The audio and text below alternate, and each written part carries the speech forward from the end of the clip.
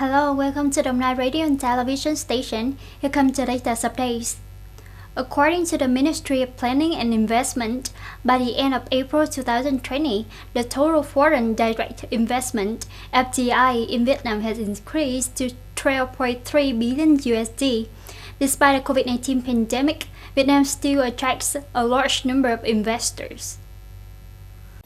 Singapore takes the lead with nearly 4.3 billion USD of investment, accounting for 62.9%. Taiwan territory ranks the second, and China ranks the third, followed by the South Korea, Japan, other ASEAN countries, Europe, and the US. Although the COVID-19 pandemic is affecting the world, Vietnam is still a destination that receives a lot of attention from FDI enterprises. Compared to 4 months of 2019, the investment situation has decreased, but the attraction of a large number of investors has shown that the investment environment in Vietnam is very attractive. It is expected that with the current good pandemic control situation, the total foreign investment in Vietnam will reach about 38 billion USD by the end of this year. The Party Committee of the Cultural and Social Affairs of Nhân Trạch District recently organized the second Congress, term 2020-2025. This is the unit chosen by the District Party Committee to be the Congress meeting. In Đồng Nai, the management board of the provincial industrial zones said that domestic invested enterprises has invested in industrial zones in the province on 480 projects, with a total registered capital of 63,500 billion Vietnam dong. Among them, over 360 projects have completed the construction of factories and offices, and are operating with a registered capital of nearly 45 trillion Vietnam dong. Besides, there are 6 projects that are constructing workshops with the registered capital of nearly 3 trillion Vietnam dong. Currently, there are still over 70 projects of domestic invested enterprises that have not invested in building workshops yet.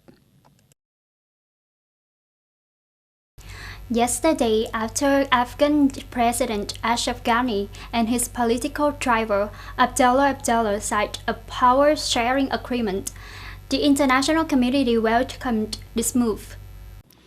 Over the past term, the district's social-cultural divisions has focused on directing the central task of training human resources to meet the needs of the local industrialization, focusing on social security. Up to now, the percentage of cultural households reaches nearly 99.4%, and that of cultural hamlets is 100%. 12 communes and towns are recognized as new rural cultural communes. 33 boarding houses have been built with over 1,100 cultural standard rooms. 100% of communes are recognized as meeting national criteria for health. The Congress elected the Executive Committee for a new term of 8 Congress. Mr. Lương Hữu Ích continued to be elected as the Secretary of the Party Committee of the District Cultural and Social Affairs for the term 2020-2025. The Indian government on May the 17th decided to extend the national blockade measures to prevent the COVID-19 pandemic until May the 31st. Secretary General of North Atlantic Treaty Organization Jens Stoltenberg reaffirmed his support for Afghanistan. Mr. Stoltenberg said that all parties in Afghanistan should seize this unprecedented opportunity to win peace.